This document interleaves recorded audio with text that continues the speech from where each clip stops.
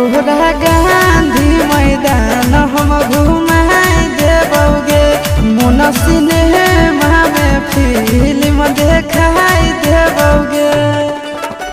कौमी पूरा करी है आशीष यार वाला ना रे छोड़ा, कौमी पूरा करी है आशीष यार वाला ना। हगे जमुई के छौड़ा हा कई बड़ी नामी